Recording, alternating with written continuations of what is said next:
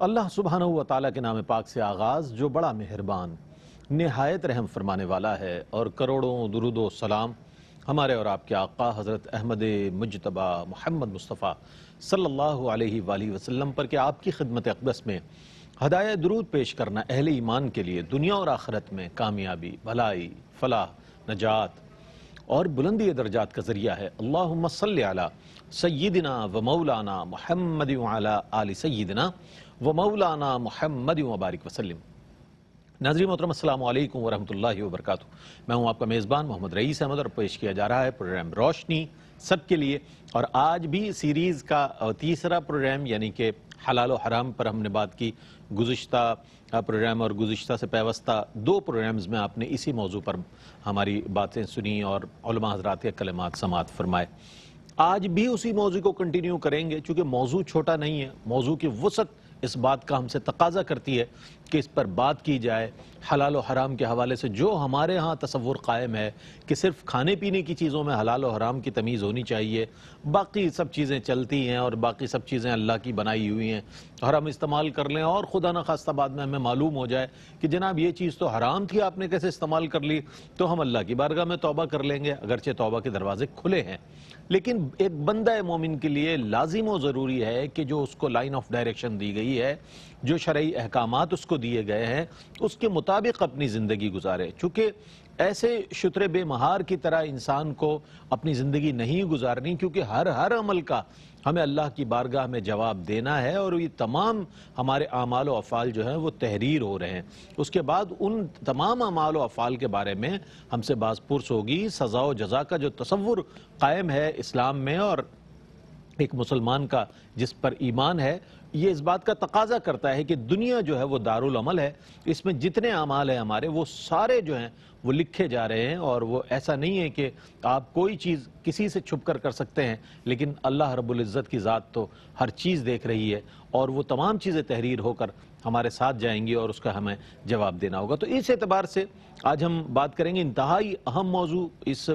پوری سیریز کا انتہائی اہم سوالات کے ساتھ ہم آپ کی خدمت میں حاضر ہیں۔ آج ہمارے ساتھ موجود ہیں علامہ مفتی احسن نوید نیازی صاحب، ممتاز و معروف عالم دین، تشریف فرمائیں۔ السلام علیکم ورحمۃ اللہ وبرکاتہ۔ وعلیکم السلام ورحمۃ اللہ وبرکاتہ۔ اور میرے بائیں جانب تشریف فرما ممتاز و معروف عالم دین علامہ مفتی سید زیغم علی گردیزی صاحب، السلام علیکم ورحمۃ اللہ وبرکاتہ۔ وعلیکم السلام ورحمۃ اللہ وبرکاتہ۔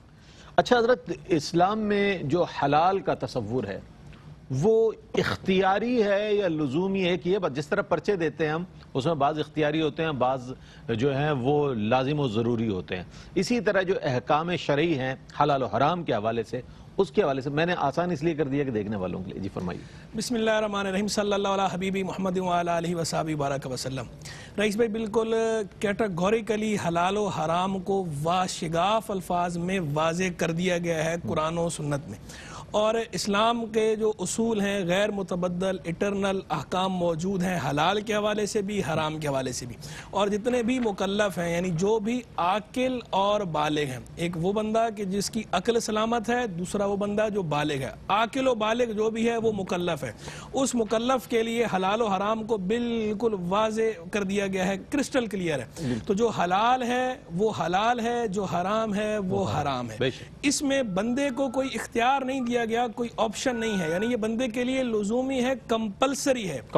آپشنل نہیں ہے۔ یعنی ایسا نہیں ہے کہ بندہ کہے کہ چھوڑ دیں تو اس پر بھی آپ کا کام ہو جائے، یہ نہیں کہ بندہ کہے کہ جناب یہ حرام ہے نا، اس کے اندر میں اس چیز کو جو ہے وہ حرام مان لیتا ہوں اور اس کو جو ہے میں حلال کر لیتا ہوں۔ تو حرام یا حلال، جس کو شریعت نے حلال قرار دیا وہ حلال ہی ہے، جس کو شریعت نے حرام قرار دیا وہ حرام ہی ہے۔ کسی بندے کو یہ اختیار نہیں کہ وہ اللہ رسول کے حلال کردہ کو حرام قرار دے دے یا اللہ رسول کے حرام کردہ امر کو حلال ٹھہرا دے۔ جو اللہ اور اللہ کے رسول علیہ السلام کی طرف سے ڈکلیئر کر دیا گیا حرام، فوربیڈن، وہ forbidden, forbidden is always forbidden, وہ ہمیشہ حرام ہے، ہر دور میں حرام ہے۔ ہاں، تخفیف کی صورتیں بہرحال شریعت نے رکھی ہیں، وہ خود شریعت نے جو رخصت ہے، چونکہ ہماری جو شریعت مطالعہ ہے سمحا، سہلا، آسان اور ہمیشہ کے لیے اس کے اندر عالمگیریت ہے، ہر دور کے لیے ہے، ہر زمانے میں ہے، تو تمام احوال کی ظروف کی اس میں رعایت موجود ہے۔ تو کمپنسیشن بھی ہے، کنسیشن بھی ہے، ریلیکسیشن بھی ہے، فلیکسیبلٹی بھی رکھی گئی ہے، لیکن جو قوانین کا ایک لازمہ ہوتا ہے کہ قوانین جو بنیادی قوانین ہوتی ہیں وہ غیر متبدل ہوتے ہیں. تو وہ قوانین کی, اللہ رسول کے قوانین کی شان بھی وہی ہے کہ وہ غیر متبدل ہیں, وہ اٹرنل ہیں. اور جہاں جو ہے فلیکسیبلٹی یا لچک کی, ریلیکسیشن کی, رعایت کی ضرورت تھی, وہ ضرورت بھی شریعت نے رکھی ہے اور خود اس کو بھی واضح کر دیا گیا ہے. جیسا کہ قرآن مجید فرقان حمید میں جہاں اس بات کو بیان فرمایا کہ انما حرم علیکم المیتۃ والدم ولحم الخنزیر وما اہل بہ لغیر اللہ, کہ اللہ نے حرام کر دیا تم پہ میتا مردار کو, دم خون کو, لحم الخنزیر خنزیر کے گوشت کو, اور وما اہل بہ لغیر اللہ جسے ذبح کرتے وقت غیر اللہ کا نام لیا گیا ہو, اللہ کا نام نہ لیا گیا ہو. یہ واضح الفاظ میں فرما دیا گا یہ حرام ہے. آگے پھر رعایت بھی دی فمن اضطر غیر باغ ولا عاد فلا اثم علیہ, کہ جو مضطر ہو جائے, مجبور ہو جائے, باغی نہ ہو, مجبور ہو جائے اور بغاوت کا ارادہ اس کا نہ ہو, اور نہ ہی سرکشی کرنے والا ہو, یعنی حد سے بڑھنے والا بھی نہ ہو, اور بامر مجبوری ہو. تو جتنا بامر مجبوری ہے اس کی رد فلا اثم علیہ, اس پہ کوئی گناہ نہیں. امر مجبوری یعنی بھوک سے مر رہا ہے, ایسی جگہ پر موجود ہے کہ بھوک یا پیاس سے مر رہا ہے اور بغیر اس چیز کو استعمال کیے جان بچنے کی کوئی امید نہیں, تو اس صورت میں شریعت نے بقدر ضرورت اس کو جائز قرار دیا. اسی طرح اسی میں شامل ایسی حالت اضطرار کے اندر دوسری وہ صورت کہ کوئی گن پوائنٹ پہ کہہ رہا ہے کہ بھئی یہ استعمال کرو, اور پتہ ہے کہ اگر جو ہے میں یہ استعمال نہیں کروں گا تو یہ مجھے جان سے مار دے گا, یا میرے کسی عضو کو تلف کر دے گا, یا واقعی مجھے ایسا نقصان پہنچا دے گا جو نقصان شدید نقصان ہے, جو قابل تلافی, قابل ازالہ نہیں, اسے حالت اکراہ کہتے ہیں, مجبوری. تو اس کی بھی یہ شریعت نے حالت اضطرار میں وہ بھی شامل ہے, بالکل اس پہ جائے. تو یہ دونوں چیزوں کی جو ہے وہ اجازت اس کی دی گئی. تو جہاں تخفیف کی گنجائش تھی یا تخفیف کی حاجت تھی وہاں شریعت نے تخفیف دی ہے. اس کے علاوہ بقیہ چیزوں پہ کوئی آپ کے پاس آپشن نہیں, اختیار نہیں. جو حلال ہے وہ حلال ہے, جو حرام ہے وہ حرام ہے. آپ حرام کو حلال ڈکلیئر نہیں کر سکتے, حلال کو حرام ڈکلیئر نہیں کر سکتے, بلکہ وہ یہاں تک سخت حکم ہے کہ تحریم حلال یا تحلیل حرام, ان دونوں اگر قطعی حرام ہو تو اس کو باقاعدہ کفر قرار دیا کہ قطعی حرام کو حلال سمجھنا. ظنی حرام بھی حرام ہی ہوتا ہے, لیکن اس پہ یہ حکم سخت نہیں ہے. یہ سخت حکم کس کا ہے؟ قطعی حرام کو کوئی حلال سمجھے, اس کا استحلال کرے تو وہ کافر ہے. جو قطعی حلال کو حرام سمجھے وہ کافر عند الفقہاء. جبکہ متکلمین یہ کہتے ہیں کہ اس کا حرام ہونا ضروریات دین میں سے ہو پھر کافر ہوگا, وگرنہ فعل تو کفر ہے لیکن بندہ کافر نہیں ہوگا. اور احتیاط اسی کے اندر ہے. متکلمین کا باب تکفیر میں, باب اکفار میں جو مختار موقف ہے وہ متکلمین کا ہوتا ہے کہ ہم بندے کو اس وقت تک کافر ڈکلیئر نہیں کرتے جب تک کسی بھی سطح پر تعویل کی گنجائش موجود ہو. یعنی تعویل بعید کو تسلیم کرتے ہیں, متکلمین فقہاء تسلیم نہیں کرتے. تو لیکن مقصود یہاں یہ بتانا ہے کہ اس کی شناعت اور قباحت اس طرح کی ہے کہ اس پر باقاعدہ فقہاء تو کفر کا فتویٰ دے رہے ہیں کہ بھئی بندہ کافر ہو جائے گا, دائرہ اسلام سے خارج ہو جائے گا اگر جو ہے اللہ رسول کے حرام کردہ امر کو اگر وہ خود کہے کہ نہیں یہ حلال ہے, اس کے حرام کو اہمیت نہ دے, آپشن اپنے لیے آپشن نکال رہا ہے, یا حلال کو حرام قرار دے دے, نہیں دے سکتا, نہیں کر سکتا. تو جو حلال یا حرام ہے دونوں اختیاری نہیں, آپشنل نہیں, یہ لزومی ہیں, کمپلسری ہیں. ٹھیک, بہت اچھی بات کہی, اور میں نہیں چاہتا تھا کہ انٹرپٹ کروں چونکہ ایک سوال ضمناً اس میں سے کشید کر کے مجھے پیش کرنا ہے, وہ اگلے انشاءاللہ جب میں مرتبہ حاضر ہوں گا مفتی صاحب کی خدمت میں تو اس پر ضرور بات کروں گا. اس کے حوالے سے لوگ بہت زیادہ باتیں کرتے ہوئے نظر آتے ہیں, لوگوں کے عقائد کو جو ہے متاثر کرتے ہوئے نظر آتے ہیں. بہرحال اچھا مفتی صاحب یہ فرمائیے گا کہ اگر حرام سے بچنا فرض ہے اور ہے, یقیناً ہے, تو اب یہ بتائیے گا کہ اس کے حرام کے ارتکاب پر جو وعیدات ہیں, جو وعیدیں ہیں, ہم حرام کو اس طرح اختیار کر رہے ہوتے ہیں کہ جیسے یہ ہمارے لیے کوئی اس میں کوئی قباحت نہیں ہے, کسی قسم کی ممانعت نہیں ہے, ٹھیک ہے چلتا ہے سب. تو یہ جو سب چلتا ہے کیا اس کو اتنا ہی ایزی لینا چاہیے, اس پہ وعیدات ہیں, فرمائیے کچھ. بسم اللہ الرحمن الرحیم, اللہم صلی علی محمد وعلی آل محمد وبارک وسلم. بہت شکریہ رئیس بھائی. سب سے پہلے بنیادی طور پر تو یہ جاننا ضروری ہے کہ حرام و حلال کا تصور صرف کھانے پینے کی اشیاء تک محدود نہیں ہے, بالکل, بلکہ ہماری زندگی کے تمام تر شعبہ جات میں اور تمام تر جو ہمارے معاملات ہیں اس سے متعلق یہ حرام و حلال کا تصور وہ پھیلا ہوا ہے. قرآن کریم میں جہاں معقولات سے متعلق, حرام و حلال سے متعلق تاکید فرمائی گئی, کلام فرمایا گیا, انبیاء اکرام علیہ السلام کو بطور خاص حکم فرمایا گیا اور عبادات سے بھی زیادہ اس کو فوقیت دی گئی کہ تم طیبات سے متعلق تم کوششیں کرو اور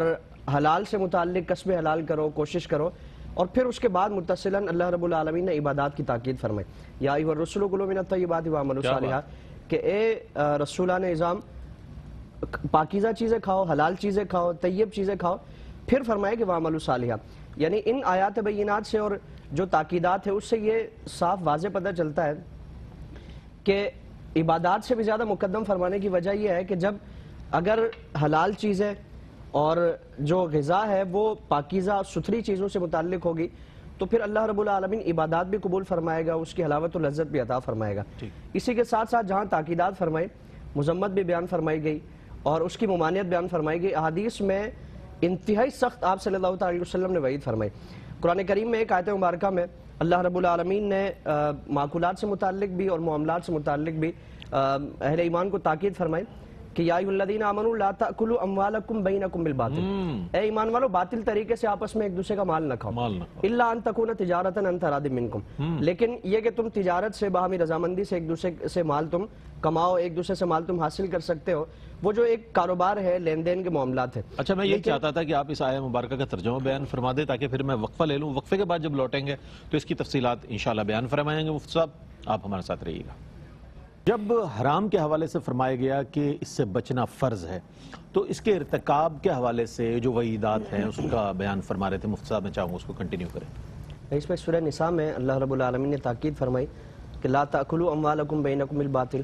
کہ باطل طریقے سے یعنی ناجائز طریقے سے ایک دوسرے کا مال نہ کھاؤ۔ اس میں ہر وہ طریقہ شامل ہے جس طرح سود ہے، رشوت ہے، جوا ہے، ظلم و زیادتی ہے، چوری ڈکیتی ہے، یا کسی کا مال غصب کر دینا ہے، کسی بھی طریقے سے جس کو قرآن و سنت میں منع فرمایا گیا، شریعت کی نظر میں وہ الاؤ نہیں ہے، وہ جائز نہیں ہے، تو وہ باطل طریقہ ہے۔ اور اس طریقے سے کسی کا بھی مال کھانا، یہاں تک آپ صلی اللہ علیہ وسلم نے فرمایا کہ اگر ایک معمولی کوئی چیز سوئی برابر بھی، حضور نے فرمایا کہ کل اللہ رب العالمین کی بارگاہ میں اس کا مواخذہ کیا جائے گا۔ ایک صحابی رسول جو ایک منصب پر فائز تھے عرض کرنے لگے یا رسول اللہ اتنی تاکیدات ہیں اور مال سے متعلق جو چاہے وہ بیت المال ہو یا پھر آپسی ایک دوسرے کے معاملات ہوں، تو عرض کی یا رسول اللہ اتنی تاکید ہے تو پھر شاید میں اپنے منصب سے جو اس کے تقاضے ہیں اس سے بری و ذمہ نہ ہو سکوں، اس کو ادا نہ کر سکوں، یا رسول اللہ مجھ سے میرا منصب واپس لے لیں۔ یعنی آپ صلی اللہ تعالیٰ علیہ وآلہ وسلم اتنی تاکید فرما رہے ہیں اور اتنی تعلیم اور ترغیب دے رہے ہیں۔ ایک مرتبہ حضور کی بارگاہ میں دودھ کا ایک گلاس پیش کیا گیا تو حضرت شداد بن اوس رضی اللہ تبارک و تعالیٰ عنہ آپ کی بہن نے کہ گرمی ہے اور دن لمبے ہیں تو حضور کی بارگاہ میں خدمت کے لیے ہدیہ پیش کیا، تو آپ صلی اللہ علیہ وسلم نے فرمایا کہ جاؤ پوچھ کر آؤ کہ یہ دودھ کہاں سے لیا۔ تو انہوں نے خادمہ کو بھیجا کہ رسول اللہ یہ میری بکری ہے، میں نے اس سے لیا، بکری کا دودھ ہے۔ پھر حضور نے پھر تاکید فرمائی، پھر پیغام بھیجا کہ بتاؤ بکری کہاں سے لی ہے۔ عرض کیا رسول اللہ میرے پاس کچھ مال تھا، میں نے اپنی بکری وہ اس سے خریدی تھی اور بکری میری ملکیت میں ہے۔ پھر دوسرے دن وہ حضور کی بارگاہ میں حاضر ہوئی، عرض کیا رسول اللہ میں نے اس خیال سے آپ کی بارگاہ میں یہ بھیجا تھا کہ آپ پیاس میں ہوں گے، گرمی کی شدت ہے، دن لمبے ہیں، تو میں نے ایک ہدیے کے طور پر آپ کی بارگاہ میں پیش کیا۔ تو حضور نے فرمایا کہ اللہ رب العالمین نے مجھے تاکید فرمائی ہے کہ میں حلال چیزوں کے علاوہ کچھ نہ کھاؤں۔ تو اتنی آپ صلی اللہ تعالیٰ علیہ وآلہ وسلم تاکید فرما رہے ہیں، اتنا اہتمام فرما رہے ہیں، احتیاط فرما رہے ہیں کہ کسی بھی طور پر حرام کی طرف بندہ نہ جائے۔ آپ صلی اللہ علیہ وسلم کا ایک اور فرمان، حضور نے فرمایا کہ جو گوشت حرام سے پرورش پائے گا اللہ رب العالمین اس پر جنت حرام فرمائے گا، یعنی حرام کی آمیزش۔ اور ایک اور مقام پر فرمایا کہ 40 دنوں تک اللہ رب العالمین کوئی اس کی عبادت قبول نہیں فرماتا چاہے وہ خانہ کعبہ کی حدود میں جا کر عبادات ادا کرتا رہے۔ یعنی اگر ایک لقمہ حرام کا پیٹ میں اتر گیا، حلق سے نیچے اترا، تو فرمایا کہ اللہ رب العالمین اس جو گوشت ہے اس پر جنت حرام فرمائے گا، اس انسان پر جنت حرام فرمائے گا، اور وہ اللہ رب العالمین 40 دنوں تک اس کی کوئی بھی عبادت قبول نہیں فرمائے گا۔ تو ہم صرف یہ نہ چیک کریں مارکیٹ میں جا کے کہ گدھے کا گوشت ہے یا گائے کا گوشت ہے، کتے کا ہے یا بکری کا ہے، بلکہ اس کے ساتھ ساتھ سود کا ہے، رشوت کا ہے، جوئے کا ہے، غصب کا ہے، یا کسی بھی طور پر اگر ظلم و زیادتی سے حاصل کیا ہوا مال ہے تو اس کا وہی حکم ہے جو کتے کا حکم ہے، جو اللہ رب العالمین کی بارگاہ میں۔ اور پھر بلکہ وہاں تو ایک عذر یہ بھی آ سکتا ہے کہ وہ انجانے میں ہوا ہے، نادانی میں ہوا ہے، ہمیں پتہ نہیں تھا کہ کس چیز کا گوشت ہے۔ یہاں تو اس کی حرمت اس سے بھی زیادہ ایک سختی اور شدت والی ہے کہ یہ تو ہم خود کما کے لا رہے ہیں، ہمیں پتہ ہے کہ یہ رشوت ہے، یہ سود ہے، وہاں پتہ نہیں ہے۔ تو اس لیے حرام سے متعلق جو اللہ رب العالمین کی تاکیدات ہیں، آپ صلی اللہ علیہ وسلم کے فرامین وہ ہمیشہ پیش نظر رہے۔ اسی سے ہماری عبادات کا جو ایک روحانیت کا معاملہ ہے اور اللہ رب العالمین کی طرف سے جو برکات کا معاملہ ہے وہ اس سے منسلک. ٹھیک ہے، کوئی نہیں دیکھ رہا لیکن اللہ کی ذات ہر ایک چیز کو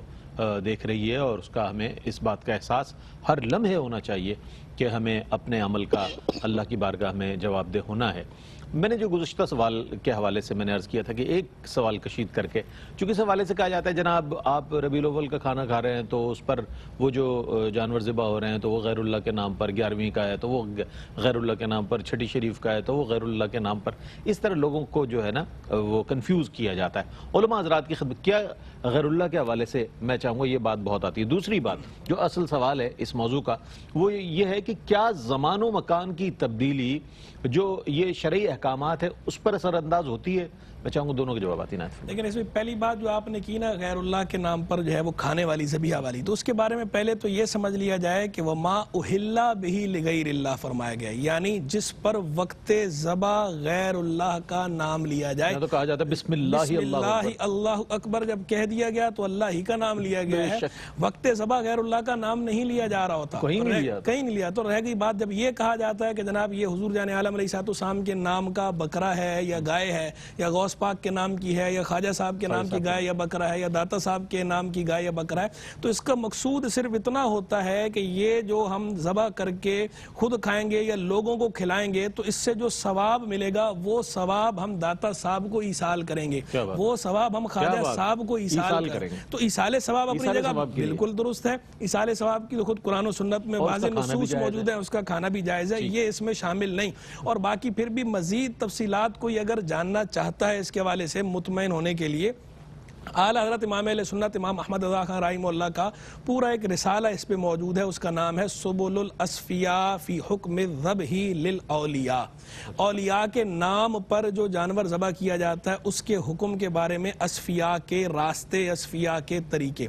نام عربی میں ہے، اصل رسالہ جو ہے وہ اردو زبان میں ہے اور عام چھپا ہوا دستیاب ہے اور فتاوی رضویہ میں بھی شامل ہے. تو اس رسالے کا مطالعہ کریں، انشاءاللہ تمام اعتراضات جو ہے وہ جڑ سے اکھڑ جائیں گے، کلا کما ہو جائے گا اعتراضات کا، دل مطمئن ہو جائے گا. اور ویسے بھی دیکھیں ہم کہتے ہیں کوئی جانور جب خریدتے ہیں اگلا پوچھتے ہیں کس کا جانور ہے تو ہم کہتے ہیں ہمارا ہے. جب ہم قربانی کے لیے جانور لے کر آتے ہیں ویسے بھی عام حالات میں قربانی میں، تو جب اگلا پوچھتا ہے کس کا جانور ہم کہتے ہیں ہمارا ہے، یا کہتے ہیں ہمارے چچا کا ہے، یا کہتے ہیں ہمارے ماموں کا ہے یا ہمارے والد کا ہے. تو یہ تو نہیں کہتے اللہ کا. تو کیا اس طرح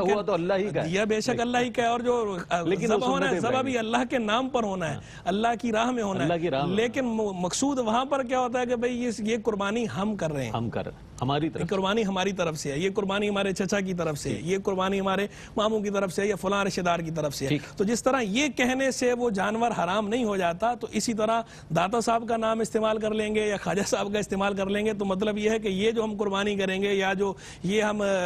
کھانا کھلائیں گے لوگوں کو اس جانور کا، تو یہ جو ثواب ہوگا یہ ثواب داتا صاحب کے لیے. زمان و مکان کی تبدیلی کے حوالے سے تو بالکل اس میں کوئی حرج نہیں. اب آ جائیے اس طرف کے جو ہمارا ٹاپک سے ریلیٹڈ جو سوال ہے، زمان و مکان کی تبدیلی جو ہے وہ احکام شریعہ پہ اثر انداز ہوتی ہے یا نہیں ہوتی. دیکھیں بنیادی طور پر جو ہے وہ احکام شریعہ دو طرح کے ہیں. ایک تو وہ احکام شریعہ ہیں جو احکام اساسیہ نصیہ ہیں. جو احکام اساسیہ نصیہ ہیں ان میں کسی قسم کی کوئی تبدیلی نہیں ہوتی. مثلا نماز فرض ہے تو وہ جس طرح سرکار علیہ السلام کے زمانے میں فرض تھی اسی طرح وہ آج بھی فرض ہے، قیامت تک فرض رہے گی. جو چیزیں حرام تھی اس زمانے میں، سود کھانا حضور کے زمانے میں حرام تھا، آج بھی سود کھانا حرام ہے، قیامت تک حرام رہے گا. تو یعنی یہ جو احکام اساسیہ نصیہ ہیں یہ زمانہ ہو مکانہ ہو جو حکم شریعت کا ہے وہی حکم رہنا ہے. ہاں ریلیکسیشن کی صورتیں موجود ہیں، جیسے ریلیکسیشن کی صورتوں میں جس طرح کے جو خواتین کے مخصوص ایام ہیں تو نماز معاف ہو گئی ان کو. اسی طرح بندہ جو ہے کھڑے ہو کے نہیں پڑھ سکتا تو وہ کھڑے ہونے کی بجائے اب جو ہے وہ بیٹھ کے پڑھ لے، بیٹھ کے نہیں پڑھ سکتا تو جو لیٹ کے پڑھ لے، اشارے سے پڑھ لے. یہ جو تخفیفات ہیں یہ اپنی جگہ پر ہیں، روزے کے حوالے سے بھی ہے، یہ سفر میں ہے تو بیمار ہے، یہ تخفیفات اپنی جگہ پر ہیں. لیکن یہ تخفیفات وہ ہیں جو سرکار کے زمانے میں بھی حاصل تھی، آج بھی حاصل نہیں. ایسا نہیں ہے کہ پچھلے زمانے میں حکم کچھ اور تھا اور دوسرے زمانے میں جا کے یہ حکم تبدیل ہو گیا، یا کسی مخصوص خطے میں شہر میں حکم یہ تھا اور دوسرے شہر میں جا کے تبدیل ہو گیا. تو ایسٹ ہو، ویسٹ ہو، شرق ہو، غرب ہو، عرب ہو، عجم ہو، ہر جگہ جو احکام اساسیہ نصیہ ہیں وہ اٹرنل ہیں، وہ ایور لاسٹنگ ہیں، ان کے اندر کوئی تبدیلی نہیں، وہ غیر متبدل ہیں، وہ اسی طرح ان پہ کوئی اثر نہیں ہوتا زمانے کی تبدیلی کا یا مکان کی تبدیلی کا. اب آ جائیں دوسرے وہ احکام ہیں کہ جو فرعی احکام کہ جن کی بنیاد ہی عرف پہ رکھی گئی، احوال اور ظروف پہ رکھی گئی، شریعت نے کوئی ایسا حکم دیا کہ اس کو بنیاد بنایا احوال و ظروف کو، بنیاد بنایا عرف کو، کسٹم کو، رسم و رواج کو، تو جو اس طرح کے احکام ہیں وہ احکام زمان و مکان کی تبدیلی سے مختلف ہوتے ہیں، بلکہ فقہ کا قاعدہ ہے ان الاحکام قد تختلف باختلاف الایام، کہ احکام کبھی کبھار، بعض احکام، سارے نہیں، بعض احکام کبھی کبھار زمانہ بدلنے سے احکام تبدیل ہوتے ہیں، اور باقاعدہ جو ہے وہ قاعدہ مجلۃ الاحکام العدلیہ، مشہور قاعدہ لا ينکر تغیر الاحکام بالتغیر الازمان، زمانہ بدلنے کی بنا پہ احکام بدلنے کا انکار نہیں کیا جائے گا، یعنی بعض صورتوں میں جی اب یہ، اور وہ میں کچھ مثالیں بھی دے دیتا ہوں تاکہ واضح ہو جائے کہ یہ احکام تبدیل ہوتے ہیں اس طرح، جیسے مخابرہ اور مزارع جو ہے، بٹائی پر زمین کسی کو دینا، امام اعظم ابو حنیفہ رحمہ اللہ اس کو ناجائز قرار دیتے تھے احادیث کریمہ کی روشنی میں۔ آپ کے شاگردان رشید امام ابو یوسف رحمہ اللہ، امام محمد رحمہ اللہ جنہیں صاحبین کہتے ہیں، وہ حضرات جو ہے تعامل کی وجہ سے، عرف کی وجہ سے اس کو جائز قرار دیتے تھے، ان کے زمانے سے لے کر آج تک عمل اسی پر ہے، تعامل کی بنا پر اسے جائز قرار دیا جاتا ہے۔ اسی طرح بے فاسد جو ہے، یعنی کوئی ایسی شرط لگانا بے کے اندر، بے و شراء کرتے وقت، کہ وہ شرط مقتضائے عقد نہ ہو، عقد کا تقاضا نہیں ہے، اور عاقدین میں سے کسی ایک کو فائدہ ہو رہا ہو، اس سے بائر کو یا سیلر کو کسی ایک کو اس سے فائدہ حاصل ہو رہا ہو، اور وہ مقتضائے عقد نہ ہو، یہ کہلاتی ہے شرط فاسد۔ شرط فاسد سے بے فاسد ہو جاتی ہے، بے ناجائز ہو جاتی ہے، لیکن فقہاء کرام نے تصریح فرمائی کہ جب شرط فاسد پر تعامل ہو جائے، یعنی عام رائج ہو جائے، اس کا عام رواج ہو جائے اور سارے اس پہ جو ہے متفق ہو جائیں، تو اب وہ شرط فاسد فاسد نہیں رہتی، اب اس کی بنا پر بے فاسد نہیں شمار ہوگی، بلکہ وہ بے درست ہوگی، بے صحیح ہوگی۔ تو یہ احکام اس طرح تبدیل ہوتے ہیں، سارے احکام تو نہیں، لیکن بعض احکام بعض احوال اور ظروف سے، زمان و مکان کی تبدیلی سے تبدیل ہوتے ہیں۔ باقی جو احکام شریعہ اساسیہ نسیہ ہیں وہ تبدیل نہیں ہوتے۔ یہ الگ بات ہے کہ ان میں بھی اللہ تبارک و تعالیٰ کی طرف سے یسر کا پہلو ملحوظ رکھا گیا ہے، المشقۃ تجلب التیسیر، مشقت جو ہے وہ یہ قواعد کبریٰ میں سے ہے، بڑے قواعد میں سے ایک، کہ مشقت جو ہے وہ آسانی کو کھینچ کے لاتی ہے، جس کی کچھ مثالیں ہم نے پیچھے ذکر کر دی۔ بہت اچھے انداز میں مفتی صاحب نے میرے سوال کا بھی جواب عنایت فرما دیا، جو اس حوالے سے میں نے آج سوال رکھا تھا اس کا بھی جواب عنایت فرما دیا۔ ایک وقفہ ہے، وقفے کے بعد ملاقات ہوتی ہے، آپ کا ہمارا ساتھ رہے گا۔ ناظرین، آپ کا خیر مقدم ہے، اور آپ دیکھ رہے ہیں کہ کتنے اچھے انداز میں ہمارے علماء اور اسکالرز جو ہیں حلال و حرام کے حوالے سے ڈسکرائب کر رہے ہیں، جس چیز کو ہم نے بہت ایزی لیا ہوا ہے، بہت آسان سمجھتے ہیں، کوئی فرق نہیں پڑتا، جیسے مرضی زندگی گزار لو، اور حلال و حرام کے حوالے سے کسی قسم کی کوئی قید و بند ہم اپنی زندگی میں لاگو کرنا بھی نہیں چاہتے، اور اسے پسند بھی نہیں کرتے، اور کوئی کہہ بھی دے اور کوئی پوائنٹ آؤٹ کر دے تو کہتے ہیں بھائی آپ اپنا کام کریں، آپ ہمارے معاملات میں، ہمارا اور اللہ کا معاملہ ہے۔ یہ اللہ ہی کے احکامات ہیں جو علماء حضرات بیان فرماتے ہیں، جو مفتیان دین بیان فرماتے ہیں۔ اچھا، کیا فرماتے ہیں مفتی صاحب؟ میں یہ جاننا چاہوں گا کہ یہ جو کہا جاتا ہے کہ حالت اضطراری میں حرام کی کے لیے بھی ایک وہ ہے سہولت ہے کہ اس میں، تو وہ کون کون سی اجازتیں ہیں اس قسم کی کہ جس میں اجازت ہے، وہ کون کون سے امور ہے؟ میں چاہتا ہوں اس پر کچھ کلام فرما دیجیے گا۔ ایسا ہرگز نہیں ہے کہ آپ یہ سمجھیں کہ جناب اس میں کوئی آپ کو کوئی ریلیکسیشن مل رہا ہے اور حرام آپ اختیار کرتے جائیں۔ بعض چیزیں جسے مفتیان دین بیان فرماتے ہیں علماء حضرات۔ جی بسم اللہ الرحمن الرحیم۔ اس پہ سب سے پہلے تو بنیادی طور پر انسان کی جو زندگی ہے اس سے متعلق یہ جاننا ضروری ہے کہ یہ اللہ رب العالمین کی تخلیق کا عظیم شاہکار ہے، اشرف المخلوقات ہے، اور ایک جان کی حرمت کو اللہ رب العالمین نے قرآن کریم میں بیان فرمایا کہ ایک جان کو قتل کرنا وہ پوری انسانیت کو قتل کرنے کے مترادف ہے، اور ایک جان بچانا وہ پوری انسانیت بچانے کے مترادف ہے۔ تو اور پھر انسان کی جو جان ہے وہ اس کی اپنی ملکیت نہیں ہے، اللہ رب العالمین کی ملکیت ہے، اور اس کو کسی بھی طور پر نقصان پہنچانا، اذیت و تکلیف پہنچانا خود اپنے اختیار سے یہ شرعاً جائز نہیں ہے۔ اس لیے فقہاء نے یہ مسئلہ بیان فرمایا نا کہ ناخن جتنا کاٹا جاتا ہے اس سے بھی زیادہ اگر کاٹیں گے جس سے تکلیف محسوس ہو تو فرمایا کہ یہ اس کے لیے جائز نہیں ہے۔ تو اگر ویسے تو حرام و حلال سے متعلق تفصیلات قرآن کریم میں بیان فرما دی گئی کہ کیا چیزیں حرام ہیں، کیا چیزیں حلال ہے، اور وہ انتہائی مجبوری، انتہائی ضرورت کے وقت اگر کوئی ایسی کیفیت پائی جاتی ہے جس کو قرآن کریم میں سورہ بقرہ میں سورہ نساء میں تقریباً 4 مقامات پر اللہ رب العالمین نے بیان فرمایا. ارشاد خداوندی ہے کہ انما حرم علیکم المیتۃ والدم ولحم الخنزیر وما اہل بہ لغیر اللہ. یہ جو حرام چیزیں ہیں ان سے متعلق تفصیلاً کلام ہوا ابھی. اور پھر فرمایا کہ فمن اضطر غیر باغ ولا عاد فلا اثم علیہ, کہ جو انتہائی مجبوری میں ہو, انتہائی مجبور ہو, انتہائی مضطر ہو, اور کیفیت یہ ہو کہ وہ 2 شرائط اس کے ساتھ بیان فرمائی دی کہ غیر باغ ولا عاد, کہ وہ سرکشی کے ساتھ نہ ہو, وہ اپنے اختیار سے نہ ہو, اپنے اس کے ایسے معاملات نہ ہوں کہ خود اپنی چاہت سے وہ یہ کام کر رہے ہیں, اور بقدر ضرورت یعنی ضرورت سے زیادہ نہ ہو, ولا عادن حد سے بڑھنے والا نہ ہو, یعنی وہ ضرورت کے تحت. مثال کے طور پر کوئی شخص ہے کہ وہ ایسی کیفیت بھوک کی اس کی پہنچ چکی ہے. قرآن کریم میں ایک اور مقام پر بھوک سے متعلق فرمایا کہ فمن اضطر غیر باغ, متجانفن کا لفظ استعمال فرمایا گیا کہ وہ بھوکا ہو, یعنی بھوک کی ایسی کیفیت ہو کہ اس کے پاس اپنی بھوک مٹانے کے لیے بطور غذا اس کے پاس کوئی حلال چیز موجود نہیں. شیب ابی طالب کی بھی مثال دے سکتے ہیں ہم اس میں بھی, لیکن وہاں تو یعنی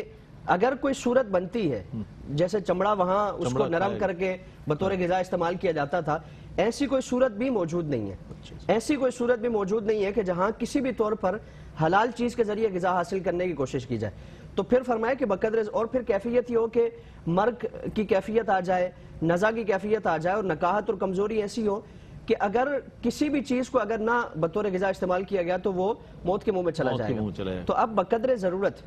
یعنی ضرورت کا ایک اس کی کیفیت ہے, اور مقدار بھی اتنی ہو کہ اس کی ضرورت پوری ہو جائے, کہ وہ اس کو بطور غذا ایک تقویت حاصل ہو جائے. لیکن ایسا نہیں کہ بالکل وہ پیٹ بھر کر کھانا شروع کر دے, اپنی خواہش کے ساتھ اپنی ضرورت سے بڑھ جائے وہ, تو فرمائے کہ یہ اس کے لیے جائز نہیں ہے. اور پھر اسی میں ہم دیکھیں صرف